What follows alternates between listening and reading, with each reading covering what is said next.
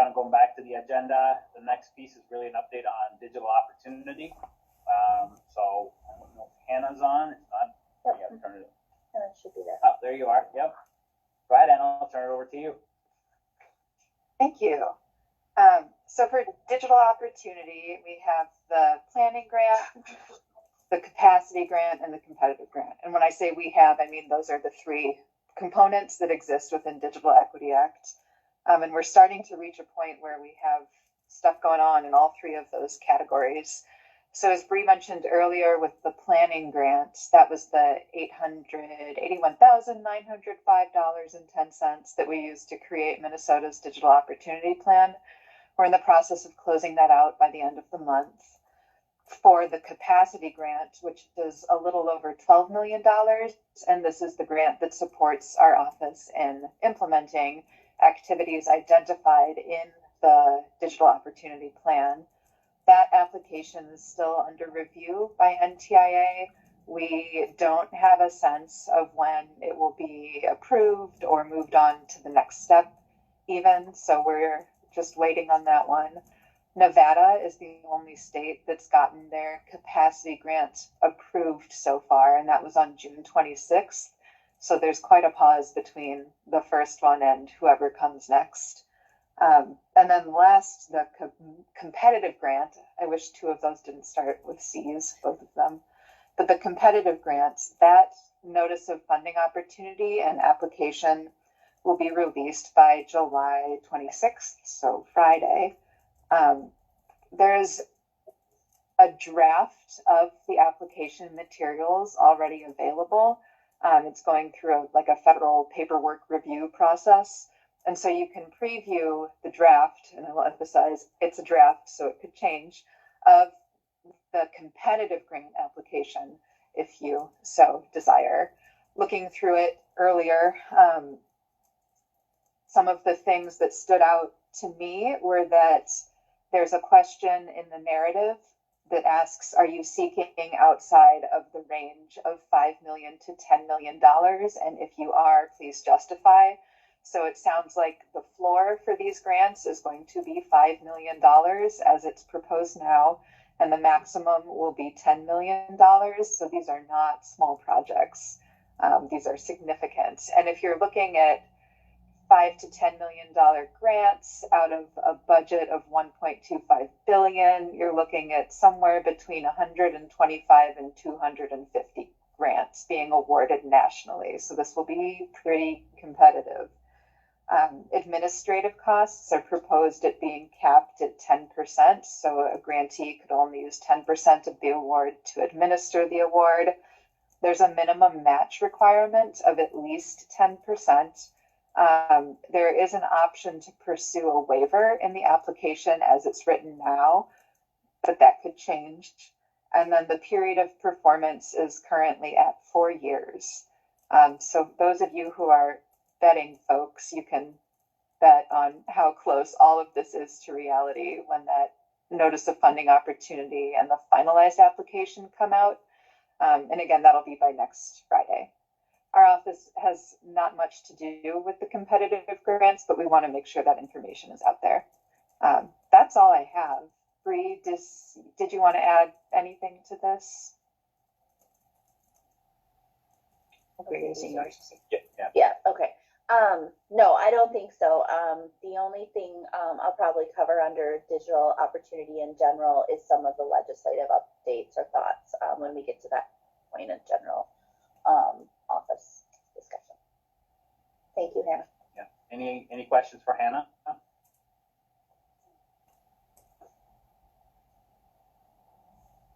right. Thank you, Hannah. All right, moving on. Let's kind of do an overall broadband overview and update. So, Bree, I'll turn it over to you. All right, thank you. So maybe because I alluded to it, I'll just start with that.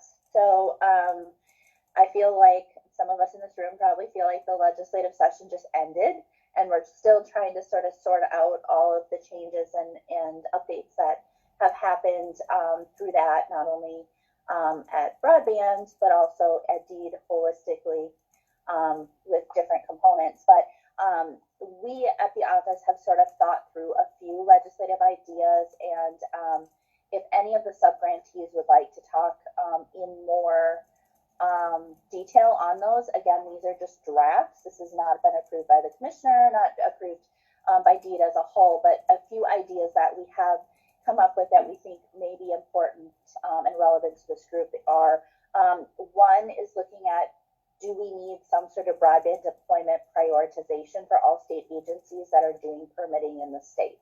Some states have gone out for legislative statutes around that.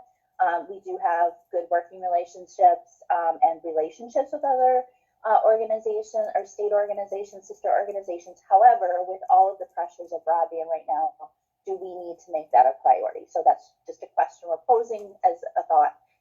The second is the ACP program. And again, you all know our BEAD dollars are not going to be enough to do non-deployment. But should the state be looking at some sort of equivalent or some sort of smaller program that thinks about the impacts of the loss of ACP to our state? I will say that is a huge financial lift, as Minnesota in an average was using about $5 million a month for this program that got lost to folks in Minnesota. So a huge, huge barrier to communities and to people accessing broadband. However, also a huge dollar amount for the state to take on. So I think, just something to be thinking about. And then the other thing is having a clear definition of what digital opportunity and the authority that the Office of Broadband has to work around that. So looking at some language and some thoughts around that. And so that was sort of what I was talking about when I said, when Hannah gave the update of what we're thinking about, that is getting that into statutory language around the work that we will continue to be doing with the digital capacity grants, and just really defining that at a state level. So throwing those three things out there, and again, if there's a subcommittee that wants to have more one-on-one conversations with me or the members of the team to think through that, go through some data, we would definitely welcome that opportunity if it's of interest. Yeah. Can I ask a question about the $5 million ACP shortage? So that's only with the current coverage today. What happens when we cover 100% of the state? That's a $5 million shortfall from the Fed. What do we have a forecast of what it looks like once everyone's connected 2030? So the program was based on eligible households participating, and we've had a little over 240,000 homes. The eligible amount was around 775,000 homes, so about a third maybe using that was actually eligible for it. Okay. So I don't know how that would, I don't think that would necessarily change with having the access, because this is what's already eligible as people in Minnesota based on the ACP requirements. But it's unfortunate if you have the availability to be connected and yet you still can't afford it. So yes, you can multiply that at least by 3. If everybody was using it, that would be eligible for it. I think the highest was around 7.5 during one of the months that ACP was out there.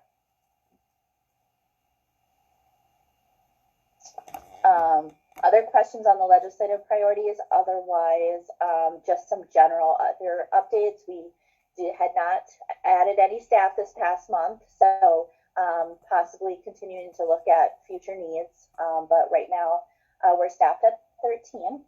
And then regular status updates. So as we talked about a little earlier, is we are currently doing scoring on round 10, which is the $50 million, of which 30 is in low population, 20 is in, 30 is in border, 20 is in low population, with the flexibility of moving 5 million around based on last legislative session if we see an application that makes sense to do so.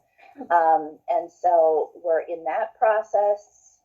Let's see. And then, we still have round 5, 6, 7, 8, and 9 out there with many closeouts happening and site visits. Michelle did a few of them last week and this week. And so the team is definitely out in the state. I think that's important to note that the grant administrators and others do go out and verify these things and work with Connected Nation to make sure not only it's constructed, but the speeds are there that need to be there based on the grant awards. And then finally, I think there was some questions more specifically to what low population has done in the past. And again, I just want to reiterate to any of the subgroups, if you want to get in the weeds, we're happy to schedule some time and meet. So if you really want to take a deeper dive into line extension or the digital opportunity work we're doing, please reach out and we'll make sure the appropriate staff are able to meet with you because we know our time is limited here. But the low population, we have had 2 grant rounds, one in 23, one in 24. Those were part of border-to-border rounds 8 and 9. And we've awarded just under 50 million in the low population. And a reminder, that's up to 75% of the eligible costs, the most difficult places to serve. During that time, over 4,340 expected passings out of that as well. So, and then we also had over $17 million in match dollars. So this isn't just OBD state money alone. There's a lot of match that goes into it. Line extension has had 2 rounds of funding for about $8 million. We have $15 million eligible for that. We are in the 3rd round of that process, and we'll be starting to make awards in the next couple months. And that program so far has given about 1,325 folks expected passings, and we know people are getting connected every day, so that's very exciting. And this is right, that program is really direct, right to the home, so quickly. And a match dollars on that is just under $4 million. So let's see. I think that is sort of all that I really wanted to cover. If you're watching, a lot of groundbreakings are happening and connection events are happening. So the work continues on. And I think for all of us as team members at OBG, that's the joy of it all, is actually seeing it happen and getting people the service. I would also encourage any of you, if you have stories of impact that are wrapped around the Office of Broadband, like out in your communities, we're always looking for ways to highlight that too. So reach out to any one of us if you would have those. And I think that is all I have, unless there's something I should have addressed that I see. Oh, Diane just did an update on BEAD, so on the chat. So that's what I have. So as we're out about in the state, like what's the chatter we're hearing? What's the sentiment? I mean, I think overall we continue to hear how the state has been so successful with the border-to-border grant program and the collaboration and the partnerships we have. I think there's a lot of confusion, hesitation, and concern around the unknowns of BEAD. We're trying to really message clearly that this is not border to border. This is different. We're learning that every day. And different being like the requirements to get the funding. Requirements to get the funding, sort of the processes, additional reporting requirements. I guess Melissa can probably answer that as best as anyone on the task force, of sort of those hesitations. But yeah, I think we keep doing the work. Mark? I'll just give you a report from the ground of people who are getting connected in our area now through several border-to-border grants and then some other funding from the providers. Because I'm in pretty close communication in East Central Minnesota with the providers that are putting fiber in now, and the people who are getting connected are thrilled. I can tell you that they are just absolutely thrilled. There's a lot of chatter in some of the social media areas about it, and we have several thousand customers who have been connected now in the last year or year and a half.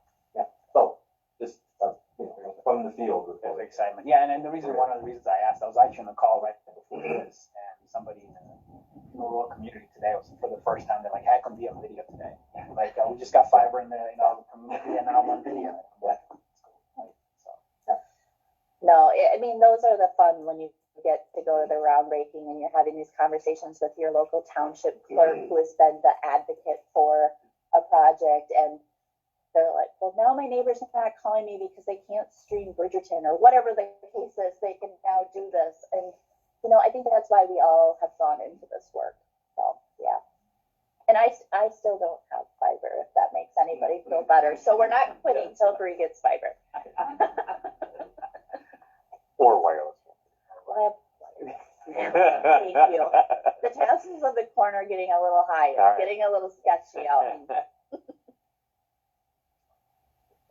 Okay, any other questions for Bree?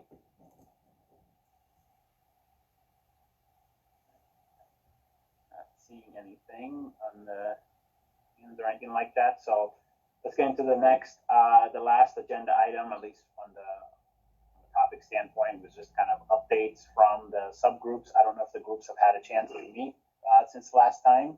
If they did, that'd be good to get an update. If not, it's okay. So I think there might be an update from mapping, funding, and policy. To my knowledge, affordability and digital equity did not get a chance to meet, and I believe economic opportunity and workforce was looking at meeting. But okay. Melissa has Yeah, and the only reminder there is if you are going to meet, make sure Anna's with you because she'll be able to record kind of minutes of the meeting and then even bring some topics up for discussion. So if the mapping, funding, and policy was able to any updates from that subgroup? Yeah, I can get that update. Is Brianna still on? And should I talk louder? Brianna is on. Okay.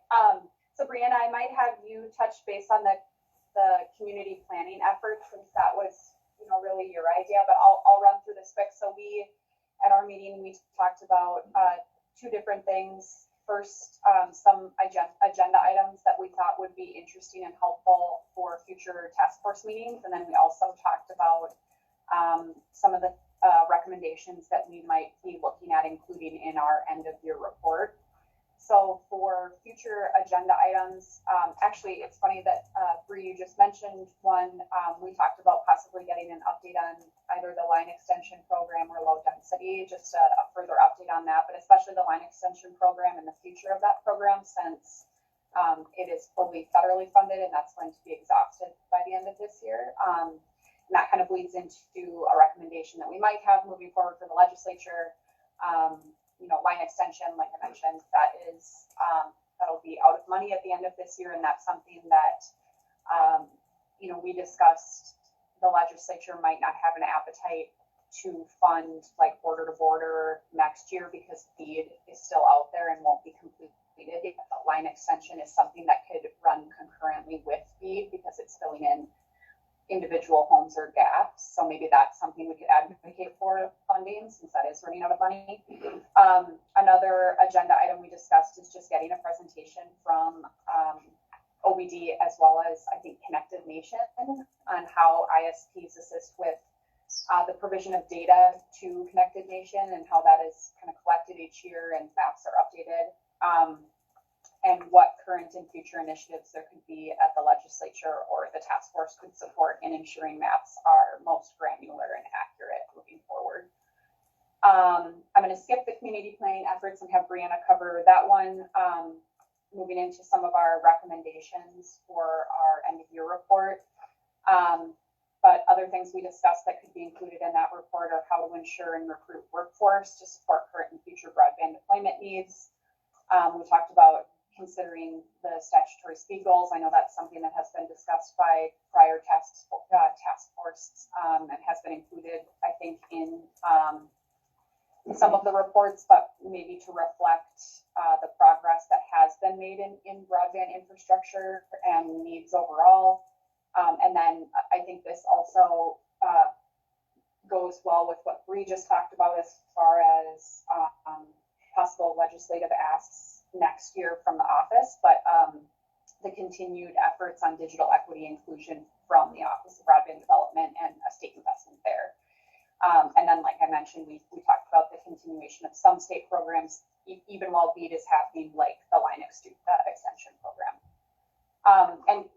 Brianna, like I said, I didn't mention the community planning efforts, but maybe you wanted to talk about that one a little bit.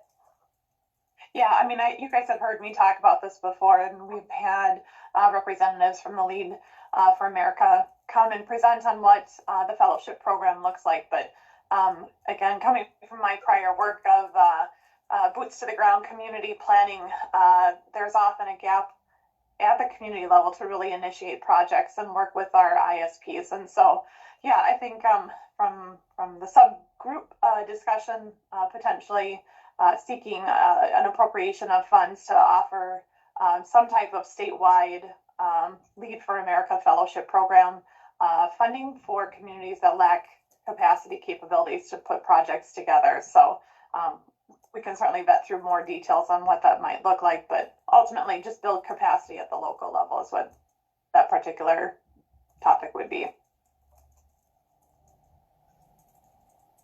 Great, thank you for that update. Any questions for this subgroup? So it looks like you had good discussions, and that's great because I think that's the start, and you already have sort of the framework of some of the recommendations. So, and even from that, you can see some of the some of the information we need to put in the report, which is okay. So if we're going to advocate for maybe different speed goals, where are we today? What's the coverage, et cetera? That will probably be in the report. So makes a lot of sense. Okay, that's good. Thank you for that. I know the other two subgroups haven't had a chance to meet, so I don't want to put anybody on the spot unless you have anything to cover. What I will say is I will work with Anna to make sure that we get some of these schedules, so you have some of these initial discussions, and we'll even look at future task force meetings. Maybe we could do some subgroup meetings while in the task force meeting itself. That might be a little bit useful to get that going. So, okay, so that's kind of what we had. Any other questions or comments on subgroups or sort of year-end activity reports or anything like that?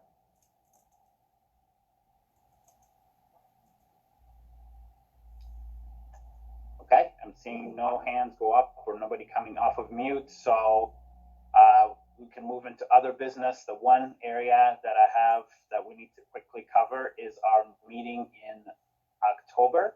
I think there was a poll that was sent out. Anna sent it out as far as potentially moving the date. So, I'll pull up. I should have had this up.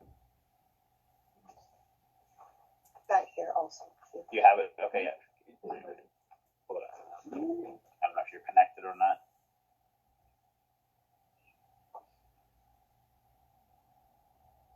If not, I can try to find it. I had it and then I closed it.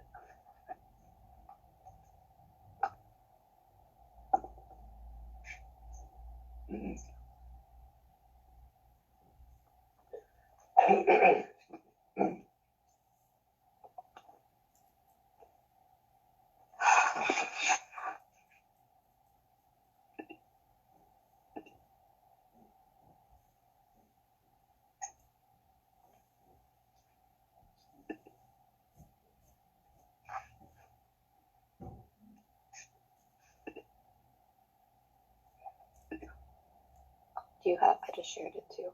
Okay, there we go.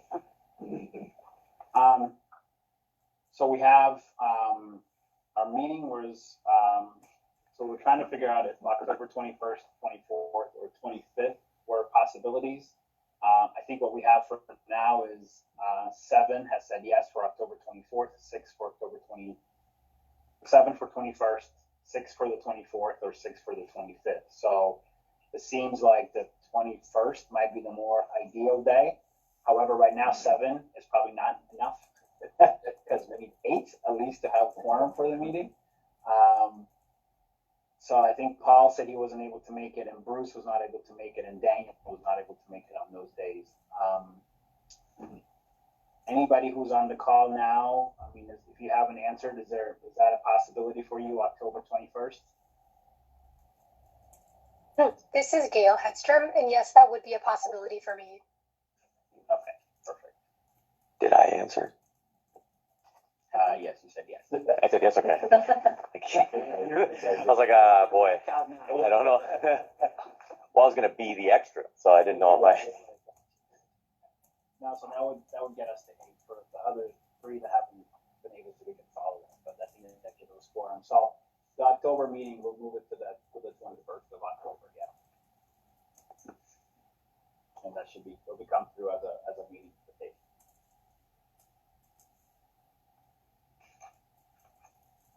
Okay, other than that, any other business or any other thing we need to cover before we adjourn to the meeting?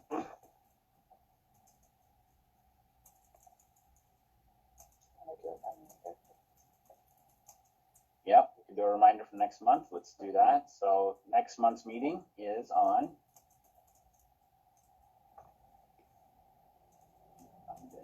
October 19th. August. I'm sorry. Let's not go that fast.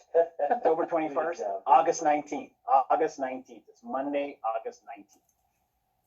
And we're going to be at the Northeast Service Cooperative in Mount Iron, Minnesota. So Paul's going to be hosting us.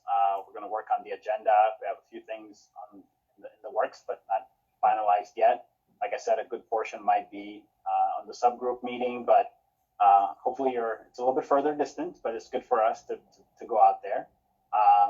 So hopefully all of you will be able to make it for that meeting. If not, as well, we'll have the teams and we'll go through the same exercise of trying to get the virtual piece working. So just we'll allow time for that too. And I will just say, if people are traveling and are looking for additional things to do around broadband, let us know and we can kind of connect you, because there's plenty up there. And if you want to make it a fuller day or going up a little bit earlier, happy to try to make it worth another opportunity to learn about broadband in the States. So That would be the area that's harder to right? Exactly. Yes. It is. Yeah. Yes. Okay. All right. Any other questions, comments, concerns?